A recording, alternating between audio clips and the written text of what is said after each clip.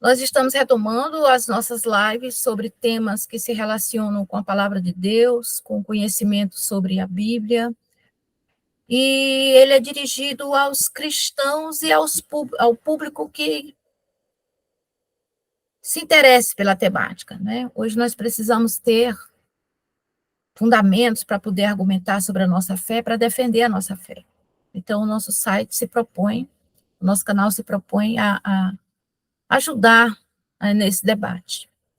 Nós vamos dar continuidade à live que nós paramos, né, sobre conhecimento, fé, e o professor Rui vai dar continuidade hoje, possivelmente a gente consiga terminar, senão a gente vai fazer mais uma etapa, né? Obrigada por todos, eu gostaria de pedir que as pessoas que se interessassem pelo canal se inscrevessem, assistissem o vídeo até o fim, não é? Porque isso é importante. Comentem, sugiram temas ou façam perguntas sobre o que foi falado. E, no final, deixe o seu like ou não, se gostou ou não gostou. Muito obrigada. Professor Rui. Olá, meus amigos. Estamos de volta depois de uma longa ausência. Estivemos peregrinando pelo Nordeste. Bom, estamos falando em conhecimento, razão e fé, né? E tínhamos iniciado um comentário sobre os diferentes tipos de conhecimento. Tínhamos enumerado como diferentes tipos de conhecimento o senso comum, que dizíamos que é um conhecimento não sistemático, não metódico e acrítico. As pessoas gostam de dizer ingênuo. Mas tínhamos dito também que não é de se jogar fora, que no dia a dia nós usamos constantemente ou frequentemente o senso comum, e eu dava exemplo de quando a gente atravessa uma rua. Também tínhamos iniciado uma discussão sobre o conhecimento científico, que, contrariamente ao conhecimento do senso comum, o conhecimento científico é metódico, é sistemático, é crítico. E tínhamos dito que, ao fim e ao cabo, a ciência termina sendo o que a comunidade científica diz, e tínhamos lembrado que a comunidade científica não é unívoca. Quando a gente diz é o que a comunidade científica diz, a gente abre a porta para um longo debate, porque existem diferentes correntes de pensamento, sobretudo nas áreas das ciências da cultura, das humanidades e, sobretudo, da filosofia. Mas aí já não é ciência, é filosofia. Mas as ciências ditas, ciências sociais, ciências da cultura, ciências históricas, ciências humanas, essas são divididas em correntes com diferentes formas de entendimento. E tínhamos lembrado que um estudioso brasileiro diz que as ciências da cultura ou humanas não vão além da hipótese porque não podem replicar um experimento, ou nem todos os experimentos, nem tudo pode ser objeto de verificação experimental. Mas isso é especificamente uma concepção de ciências experimentais. E existem outras concepções de ciência, né? Mas, de algum modo, deve haver possibilidade de refutação. A refutação não precisa ser através de um teste laboratorial ou de um experimento, porque o experimento, diferentemente da experiência, o experimento é produzido artificialmente com todos os fatores considerados relevantes ou pertinentes sob controle, né? Então, isso não ocorre nas ciências sociais. Nós dizíamos que não é possível replicar a inflação brasileira dos anos 80 ou a Revolução Francesa, foi o exemplo que nós demos na nossa conversa anterior. E lembrávamos que a ciência se debruça sobre fenômenos naturais. A ciência não trata de fenômenos sobrenaturais, que não significa que a ciência negue a existência de fenômenos sobrenaturais. Ela apenas não trata deles. Até porque, se ela só se pronuncia sobre aquilo que pode ser objeto de verificação ou, de alguma forma, de refutação, e ela não tem como refutar a existência de fenômenos sobrenaturais, ela se abstém de se pronunciar sobre isso. Né? Então, afirmar ou negar que o sobrenatural existe não é uma afirmação científica. Né? Bom, e tínhamos dito ainda do que ela trata. Trata de fenômenos naturais e trata das relações entre objetos. Ela não diz o que é o objeto. A essência do objeto é matéria de uma parte da filosofia que se chama metafísica. A ciência não se pronuncia sobre isso. Né? E hoje vamos dar um passo além. Vamos lembrar as conexões entre as diferentes formas de conhecimento e vamos retornar a um dos tópicos da nossa conversa anterior sobre o que é que a ciência pretende esclarecer. Quais são as perguntas que ela formula e as respostas que ela tenta obter. Ela quer saber e formula perguntas sobre como, não por quê nem para quê. As perguntas dela são como. Né? E como tratando de relações entre objetos. Tem a lenda da maçã caindo na cabeça do Newton, e poderíamos dizer que ela está perguntando por que a maçã caiu. Estaria sendo explicativa, estaria procurando causa. Na verdade, procura causa imediata. Né? E aí a resposta é: a maçã caiu porque a gravidade atraiu. Mas ela não procura a causa primeira. E por que existe gravidade? Ela não quer saber, tem raiva de quem sabe. Né?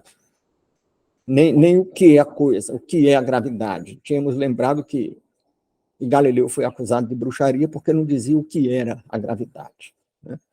Então, a ciência é, sobretudo, descritiva, porque diz como.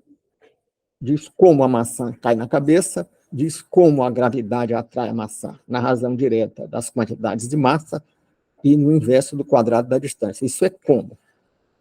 Mas responde o porquê a maçã caiu. Sim, responde. Mas responde descrevendo como se passa o fenômeno, não respondendo por quê. Então, a consideração de que a ciência é explicativa é superficial. Né? Diz apenas o primeiro porquê. Por que caiu? Caiu porque foi atraída desse modo. Desse modo é como, não é porquê. Né? Bom, agora, tínhamos iniciado também uma rápida conversa sobre filosofia. Né? E a filosofia, dizíamos que nós podemos ter uma ideia razoável sobre qualquer tipo de conhecimento, perguntando do que ele trata, qual é o seu objeto. Em linguagem, no academiquez, a coisa tratada num estudo ou num campo de conhecimento se chama objeto. Né? Então, qual é o objeto da ciência? Dizíamos há pouco. É o mundo natural e as relações entre os objetos do mundo natural. E qual é a coisa de que trata a filosofia, qual é o objeto da filosofia? Aí dizíamos, com alguma ironia, que a filosofia trata do homem, do mundo e relação do homem com o mundo, que é tudo. Né? E até eu dizia, ironia não é matéria epistemológica, mas serve para chamar atenção para alguma coisa. Eu até dizia ironicamente, só isso, né? O homem, o mundo e a relação do homem com o mundo, que é tudo. Mas trata disso sob que aspecto? Ela também pode se debruçar sobre os porquês e o para quê. Né? E pode também tratar do belo. E a estética pode ser analisada do ponto de vista filosófico. Também pode tratar dos valores morais. E aí temos a filosofia dos valores. Eu estou dizendo filosofia dos valores, e estou lembrando aqui de um rapaz inteligente com quem eu conversava, e falávamos sobre virtudes, e eu dizia que, para Aristóteles, virtude é a conduta ou o ato de quem renuncia ao interesse por um valor. E ele já respondeu de pronto que isso era egoísmo, porque ele estava entendendo que valor fosse valor econômico, mas não é um valor moral, né? Na hora eu não entendi como é que ele achava que quem renuncia ao interesse é egoísta, e eu achei que não dava para conversar e não prolonguei a conversa. Mas depois eu entendi que o moço não sabia do que estávamos tratando, né? Então, a filosofia pode tratar dos porquês, pode tratar do para quê, pode tratar do belo, pode tratar do valor moral. E, ao tratar do valor moral, pode tratar de diferentes formas de valores morais, inclusive do valor social.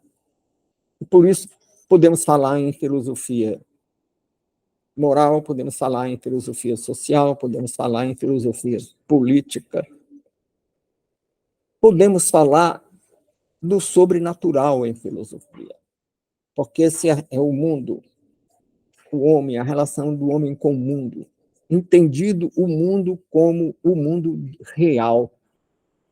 E esse mundo real pode não ser apenas material, então a filosofia pode tratar também do sobrenatural. Por isso se fala também em filosofia das religiões, como se fala em filosofia do conhecimento. Normalmente os manuais que tratam disso ostentam o título de filosofia da ciência, porque é a forma de conhecimento mais valorizada no mundo moderno e contemporâneo, né? Moderno e, de certo modo, também no pós-moderno, né? Então, a filosofia trata de tudo. E podemos, então, nos debruçar um pouco mais sobre o campo filosófico, porque ela trata do porquê, trata do para quê, temos repetido, mas vamos dar mais um passo. Aqui a gente avança passo a passo, nem que sejam sucessivas lives. Ela também não apenas pergunta por quê, o para quê, mas ela pergunta também o que é. Né? Ao contrário da ciência, que não pergunta o que é a força, diz como a força se comporta, imprimindo aceleração às massas na segunda lei de Newton, força igual a massa vezes aceleração. Ele está dizendo o que ela faz, mas não diz o que ela é. A filosofia tem uma parte da filosofia que se chama metafísica. Meta, do grego, significa além, metafísica é o que vai além da física, e ela procura saber o que a coisa é. Por que essa resposta sobre o que a coisa é vai além da física? Porque vai além da aparência física. Vai além das propriedades físicas, da dureza, do estado sólido, ou da temperatura, ou da cor, ou do que possa se, da condutibilidade térmica ou da condutibilidade elétrica. Nada disso diz o que a coisa é. Isso são atributos da coisa.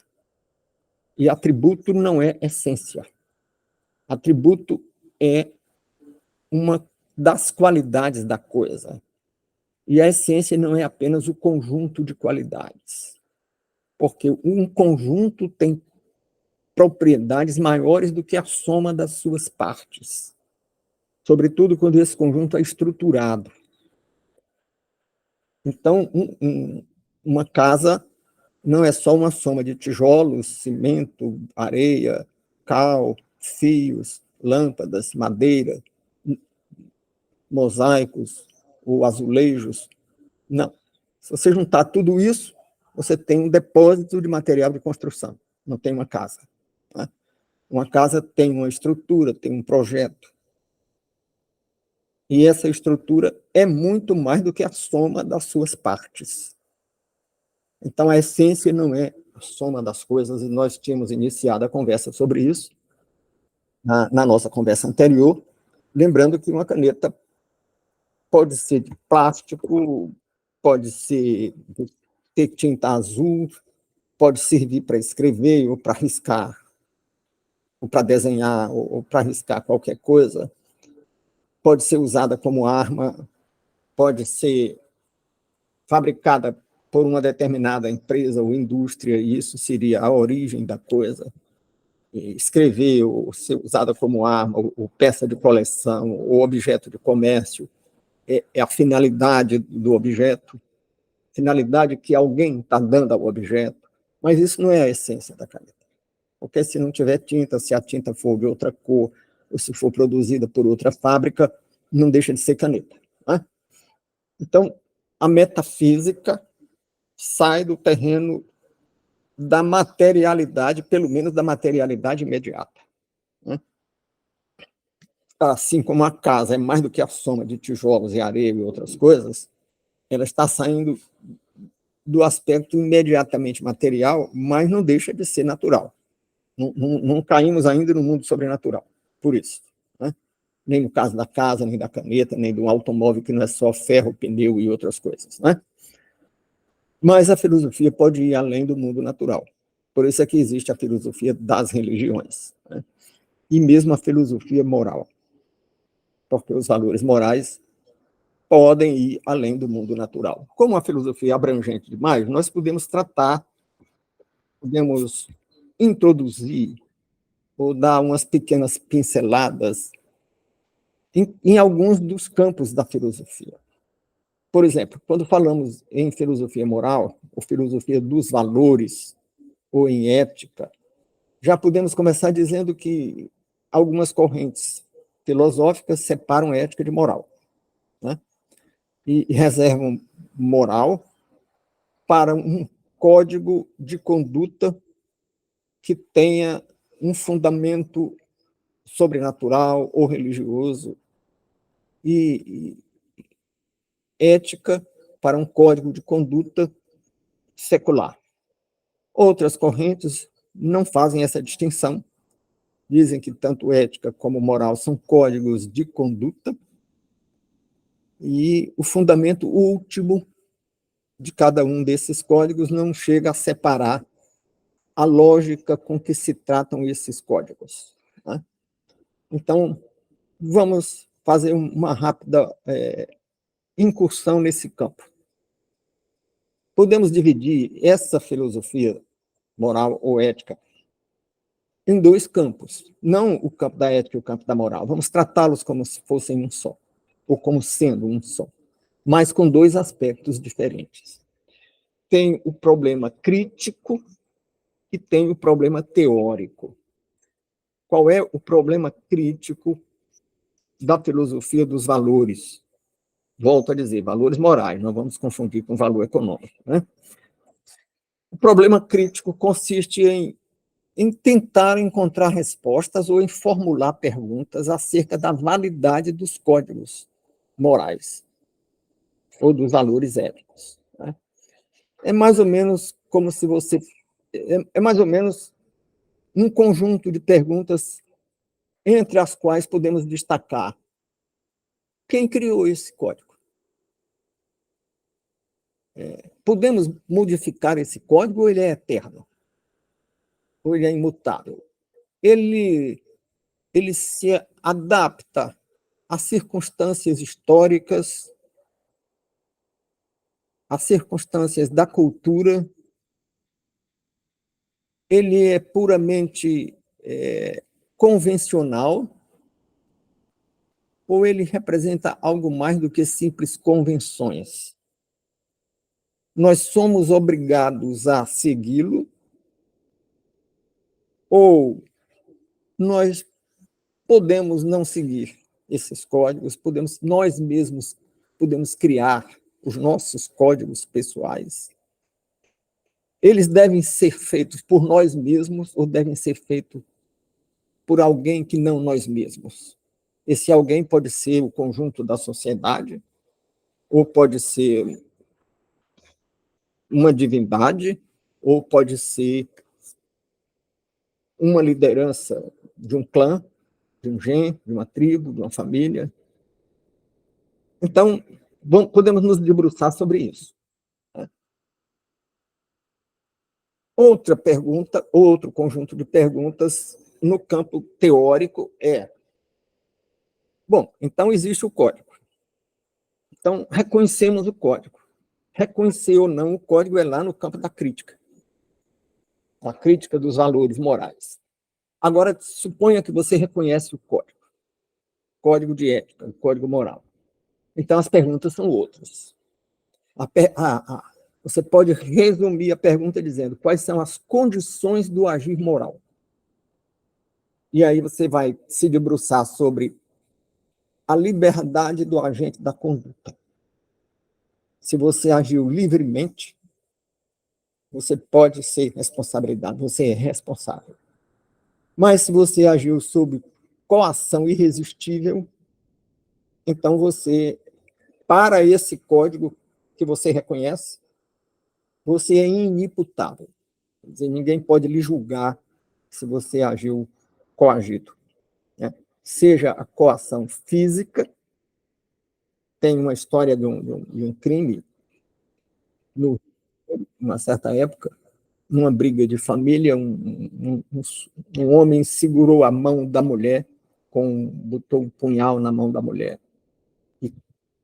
e a força com a mão da mulher apunhalou a sogra. Né? Então, a mulher não pôde lutar contra isso, o cara era muito mais forte e tal. Então, ela não pode ser responsabilizada moralmente por isso. Eu nem falo juridicamente, mas também não pode ser responsabilizada juridicamente, porque ela propriamente não agiu. A coação física afasta até a conduta daquela pessoa. A conduta foi do coator. A conduta foi de quem usou a mão dela como um instrumento dele. Então, a coação física afasta inteiramente. Mas também existe a coação psicológica ou moral. Não é? E era comum durante algum tempo, não sei se ainda ocorre isso, que em algumas pequenas cidades do interior tinha dia de pagamento de alguma categoria profissional, então chegava dinheiro na agência bancária para esse pagamento. E as quadrilhas de assaltantes iam na casa do gerente, pouco antes do amanhecer, e sequestravam a família. E diziam para ele, agora você vai lá no banco, você abre o cofre, e você traz o dinheiro para nós, porque a sua família está na nossa mão. Mulher e filhos. E o gerente fazia isso e não era responsabilizado por isso, porque aí era uma coação moral ou psicológica considerada irresistível.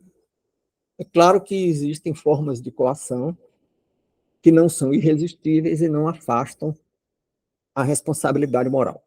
Então, as condições do agir moral começam pela liberdade do agente. Agora, não param aí. A primeira condição é que o agente haja livremente. A segunda condição é que o agente conheça o que exista um código moral e ele conheça. Né? Ou tenha, se não conhece, tem a obrigação de conhecer. Então, liberdade e conhecimento. Né? São duas condições importantes do agir moral. Né? Então, conhecimento, e de uns tempos para cá, acrescentou-se. É preciso que o agente tenha conhecimento e seja capaz de se determinar. Porque certas formas de dependência química são consideradas tão poderosas que tornam o agente incapaz de se determinar. Ele sabe que não deve consumir aquilo, mas ele não pode se determinar, não pode dizer não vou consumir, não tem forças para isso. Né? Bom, então é preciso ter liberdade, ter consciência e é preciso existir o código moral. São as três condições do agir moral. Conhecer o código, ou não conhece, mas devia conhecer. Né? Devia conhecer é uma coisa que se cobra, por exemplo, de profissionais que deveriam conhecer aspectos técnicos da sua profissão. Se não conhecerem, incorrem na culpa por imperícia. É o caso do engenheiro que faz uma obra sem as condições técnicas que deveria ter e a obra desaba e ele vai responsabilizado. Né? É o caso do erro médico, que devia saber como agir, como tratar uma situação e não trata daquele modo, né? E é o caso da a culpa em sentido lato inclui a imperícia, mas inclui também a imprudência, quando o agente vai além do cuidado que deveria ter, vai além do limite do cuidado, do limite da vigilância. É o caso de quem dirige com excesso de velocidade, ou dirige embriagado, ou dirige namorando no volante. Então, são ouvindo celular. Então, imprudência é quando se faz o que não devia fazer. Tá? E negligência é quando se deixa de fazer alguma coisa. Tá? Então, também é culpa, porque existe a norma, o indivíduo conhece a norma, e se não conhece, deveria conhecer, e o indivíduo tem liberdade de ação.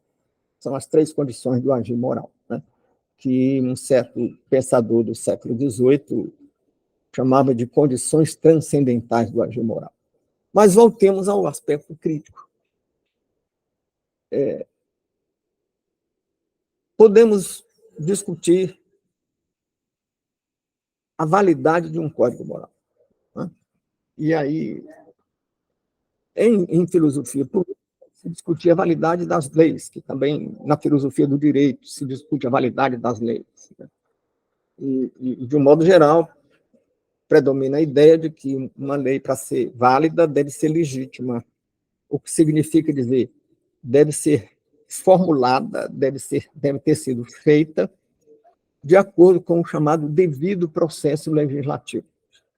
É preciso que representantes da sociedade, eleitos livremente, numa eleição livre e limpa, eleição limpa significa que o voto seja secreto para proteger o eleitor e a apuração seja pública. O voto deve ser secreto porque é um ato político. E a apuração do voto é um ato administrativo. E os administrativos seguem o princípio da publicidade dos atos administrativos. Então, a apuração deve ser pública, deve ser feita de tal modo que possa ser supervisionada. Claro que o público em geral, a população inteira não vai poder acompanhar isso, mas pessoas que têm competência dita por lei, colocada por lei, e representatividade política, devem ter acesso aos processos de apuração. Se não tem, esse processo não é legítimo, porque democracia é o regime da desconfiança. Não é desconfiança nas instituições, é desconfiança nos dirigentes das instituições. É como se nós desconfiássemos do piloto e não do projeto da engenharia aeronáutica. Quando o avião cai, se procura apurar se houve falha humana, estamos isentando, se for a falha humana, estamos isentando o projeto de engenharia do avião, ou do navio, se for o caso, né? Então, quando se suspeita de um ato administrativo que tenha sido feito sem a publicidade, tenha sido feito de uma forma sigilosa ou inacessível, não estamos suspeitando da instituição, estamos suspeitando do agente público, né? E a regra é a suspeita. Por isso é que os atos administrativos, em geral, devem seguir o princípio da publicidade, devem ser feitos para todo mundo saber, né? Então, um processo judicial deve ser aberto, sendo exceções aqueles casos de sigilo judicial, né? E se costuma dizer que o segredo de justiça é o que mais se discute nos corredores dos fóruns, né? Nas cantinas dos fóruns. Mas é uma coisa que se restringe àqueles processos de interesse puramente privado, como quando se discute, por exemplo, num processo de reconhecimento de paternidade, que não é de interesse público, né? Bom, mas um dos requisitos para que a normatividade moral seja legítima, seja reconhecida, é que essa normatividade proceda de uma fonte reconhecida como legítima. Então, quais são as fontes legítimas? A fonte legítima pode ser a tradição, porque se entende que aquilo que tem uma tradição ao longo de muitas gerações passou pelo teste da história. Se sucessivas gerações adotaram uma conduta, é porque essa conduta, de algum modo, protege as pessoas, ou diminui a conflitividade social, ou evita algum tipo de problema. Né? Então, há quem defenda a legitimidade das tradições. Inclusive, no direito anglo-saxão, mais do que leis escritas, eles se preocupam com o costume. É o direito consuetudinário. O que é legítimo? É o que é costume da sociedade. Né? Aí tem outra razão para isso. Não é só o fato de que o costume é uma tradição. Não é só o fato de que a tradição possa indicar que aquilo tem dado certo ao longo do tempo. Né? É também o fato de que a sociedade deve ser livre para adotar os seus costumes. Então, o código moral, semelhantemente ao código político ou jurídico, deve respeitar a liberdade do agente. E que liberdade é essa? Liberdade daria outra live, mas, no caso, estamos falando da liberdade de escolher e estabelecer os seus costumes. Se o costume é esse, e se não reconhecemos outra pessoa ou alguma instância superior àquele povo que adotou esse costume, então ninguém tem autoridade para mudar o costume. Né? É claro que contra isso vem a tradição iluminista, porque os iluministas acham que o povo é ignaro, porque o costume é senso comum, o senso comum para eles não vale nada, então são sábios, os herdeiros dos reis filósofos, que há uma influência dos reis filósofos de Platão. Né? Que influência é essa? Na República de Platão, a sociedade tinha 3 categorias. Tinha os filósofos que governavam e decidiam tudo. Tinham os militares que sustentavam essa ordem. E tinha um povo que sustentava os outros 2, né? Que sustentava os 3. Assim mesmo, aos que garantiam a ordem e aos sábios que ditavam a ordem. Isso não deu certo e o Platão se arrependeu e depois escreveu um outro livro chamado As Leis. Mas os intelectuais gostam mesmo da tradição iluminista. E quando eu digo iluminismo, não me refiro só ao iluminismo moderno da França, mas o iluminismo como essa tendência filosófica de estabelecer uma superioridade de um certo tipo de saber, no caso a filosofia, e de reivindicar para os detentores desse saber o poder político. Né? Então, isso vem desde a Grécia. Algumas pessoas chamam isso de ilustração, reservando ao iluminismo um período da modernidade centrado sobretudo na França. Outros invertem. Dizem que o iluminismo vem desde a Grécia, e aquele período que normalmente, que a maioria das pessoas chama de iluminismo francês, que seria a ilustração. Né? Mas, no fim e ao cabo, é a mesma coisa, iluminismo e ilustração. É a ideia de um governo de sábios. Né? Mas tem uma outra corrente que diz que os sábios, o próprio Platão, quando se arrependeu e escreveu a outra obra, que os professores não mencionam, porque também não sabem, e os orientadores, os intelectuais a quem os professores seguem também não falam, embora saibam. A outra obra se chama As Leis, que é o Platão desiludido com a sabedoria dos filósofos, né? Que não deu certo na própria experiência dele em Siracusa, um reino onde ele tentou essa experiência. Então, a outra corrente se torna muito forte aí no século XVII, quando apareceu a ideia do falibilismo, que diz assim: todos erram, inclusive os sábios, inclusive os filósofos. Então, se todos erram, o povo deve errar pela própria cabeça, e não errar pela cabeça do sábio. Então, vem a ideia de que as maiorias devem decidir, e de que os costumes devem ser respeitados, e que a margem de erro menor seria a experiência histórica.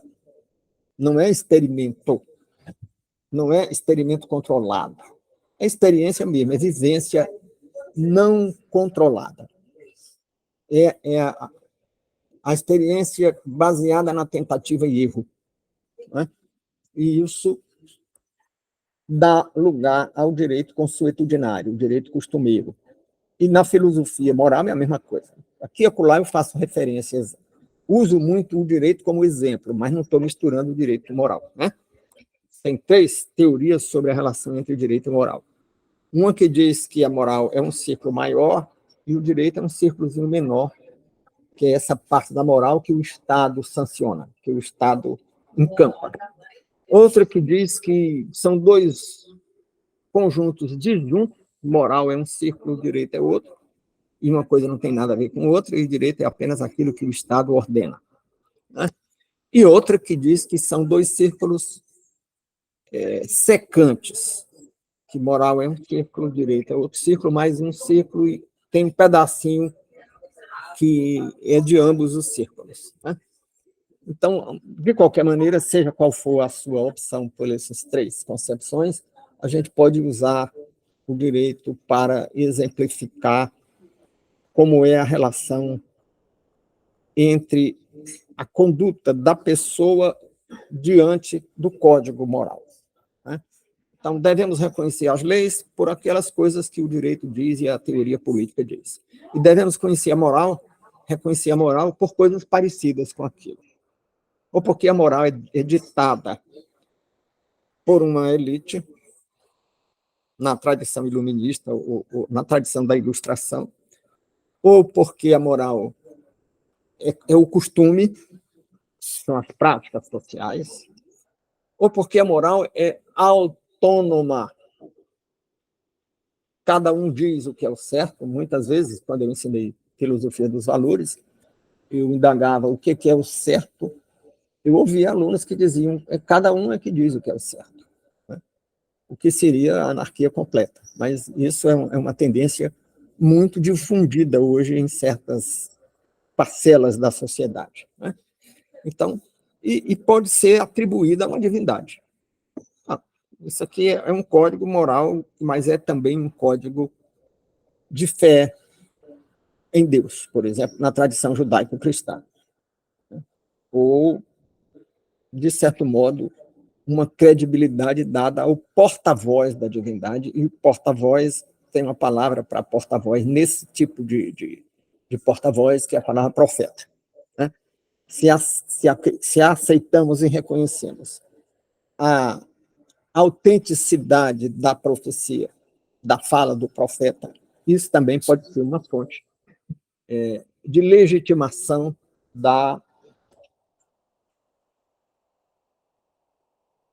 do código moral, né? Da moral. Então, esse é o problema crítico. E se é assim, podemos modificar? Se é um código que nos foi dado pela revelação, foi revelado por profeta, então não podemos mexer. Né? Mas podemos reinterpretar muito pouco. Né? Aí tem um outro estudo para isso, que é um estudo de hermenêutica. Né?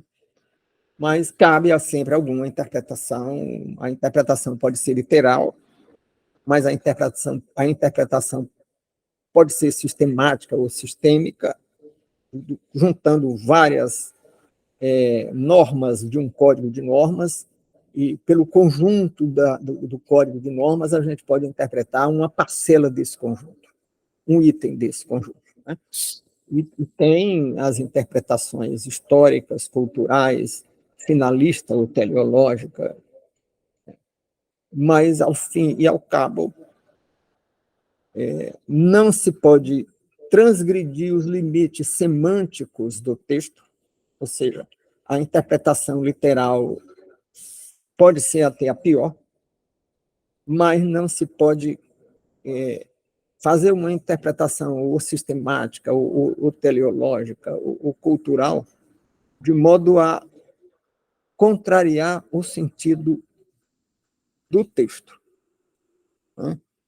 Nem o texto pode ser interpretado em tiras, como já se disse no campo do direito, nem as tiras podem ser interpretadas de modo que se tornem irreconhecíveis e de modo que desautorizem inteiramente a semântica das palavras.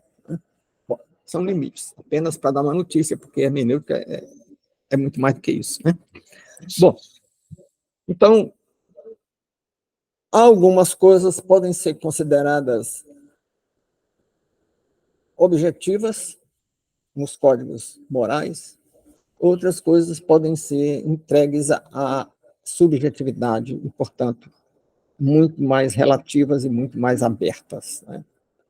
Então, o que seria mais objetivo? Seria aquilo que trata do conflito de interesses ou do conflito de valores, né? E o que é mais aberto? É aquilo que expressa a subjetividade da pessoa sem que isso afete a alteridade, a subjetividade do outro. Que na linguagem popular as pessoas dizem: o direito de alguém vai até onde começa o de outrem. É uma sábia frase, né? Então, você pode tudo que não mexa com ninguém. É uma visão da subjetividade. Mas também existe a outra perspectiva que diz: não, você não pode tudo, nem que seja só com você, né? E aí, secularmente, se admite que o suicídio não é um direito, porque a vida é sua, mas você não pode dispor, né? Se admitia, até meados do século XX, portanto, era uma concepção multissecular, que também a integridade física é sua, mas você não pode dispor. Então, a automutilação é uma transgressão moral. Hoje tem uma abertura para isso. Pequenas concessões tendem a crescer. Começamos admitindo furar a orelha, para botar um brinco. É uma pequena lesão corporal. Mas é muito leve, vamos admitir. Vamos admitir a tatuagem, uma pequena lesão corporal, maior do que eu pensava. Até que eu vi uma pessoa fazer uma grande tatuagem no braço e ficar 2 dias passando alguma coisa ali para aliviar a dor e tal, né? Então, não é dependendo do tamanho, não é uma lesão corporal tão pequena. E é indelével, porque o tamanho da lesão não se mede só pela dimensão física da lesão, nem pela disfunção que ela possa causar, mas também pela duração dessa lesão, né? E a tatuagem é uma lesão indelével, para sempre. E depois admitimos outras formas de lesão, né? Como, por exemplo, o transplante de órgãos, né? E aí chegamos no momento do conflito de valores, que não é ética finalista, é uma hierarquia de valores. Digamos, você pode doar um rim, você tem 2 rins, você pode doar um rim para alguém que não tem nenhum, porque os 2 já faliram. Você vai se submeter voluntariamente a uma lesão corporal, tirar um rim. E você está transgredindo você está ferindo um valor, que é a integridade física. Mas tem um outro valor que está em colisão com esse, que é a vida de outrem. Então, algumas pessoas pensam que isso é uma moral finalista. Porque a finalidade é salvar uma vida, então vale. Não é só a finalidade. A questão não é a finalidade. A questão é qual é o valor maior. Então, o valor maior é a vida. Então, você sacrifica um valor menor por um valor maior. Outra coisa é se discutir se a liberdade é um valor menor ou maior do que uma promessa de bem-estar. Não é nem um bem-estar garantido com certeza. É uma promessa de bem-estar. Né? E há quem diga que quem troca a liberdade por uma promessa de bem-estar fica sem as duas coisas. Né? Então, aí é uma ética finalista, porque não há uma clareza de um valor maior, legitimando o sacrifício. Né?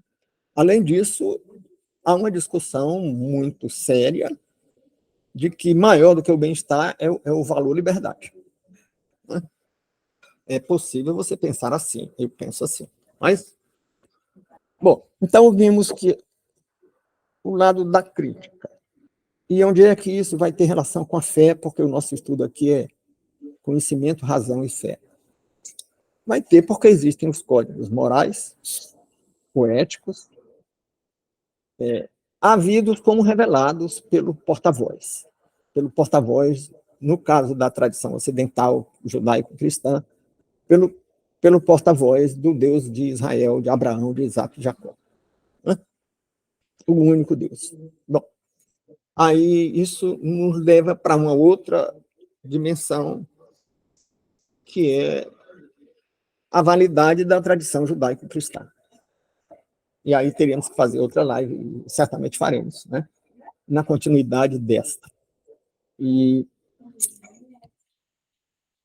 aí tem o argumento cosmológico, que poderemos examinar, e tem o argumento fático, examinando profecias que se cumpriram, e tem uma série de outros argumentos, né? Como a efetividade de orações, tem pesquisas sobre isso. Não que se pretenda fundamentar a tradição judaico-cristã na ciência, de jeito nenhum. Né? Mas o que podemos é afastar as ideias de que a ciência contrariam a tradição judaico-cristã. Né? Bom, e aí os códigos, o grande código da tradição judaico-cristã, quando havido como verdadeiro, ele não deixa muito espaço à mudança, a adaptações, porque a própria tradição judaico-cristã se propõe a mudar o mundo e não a se adaptar ao mundo. Né? Mas fico ainda devendo, e acho que já estou me prolongando aí mais de meia hora, né? Uns 40 minutos. Mas fico devendo ainda alguma consideração sobre a subjetividade dos valores e a historicidade dos valores. Já vou deixar a dica do que vamos tratar sobre isso. No campo aparentemente mais subjetivo e mais susceptível às transformações históricas e culturais, que é a estética. Afinal, a estética, observada do ponto de vista filosófico, é um campo subjetivo, aberto às transformações históricas, ou é um campo de valores perenes? Fico devendo isso para a nossa próxima conversa. Muito obrigado aos que nos ouviram até aqui, lembrando a recomendação da Josefina, que se você tem interesse neste e em outros assuntos ligados a estudos e reflexões, no caso deste assunto, que ainda daremos continuidade, ele está ligado a conhecimento, razão e fé. então você dá um like, né? Dá lá aquele polegarzinho para cima, você repassa para alguém e você participa. Você manda as suas reflexões, perguntas ou críticas. E, mais uma vez, obrigado.